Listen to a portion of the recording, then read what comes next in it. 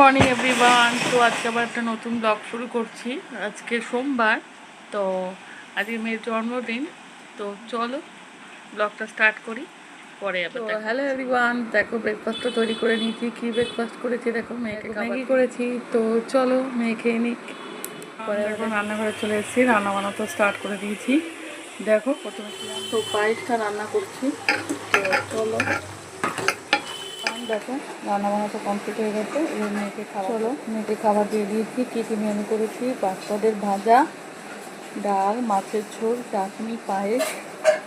চলো খেয়ে নিই।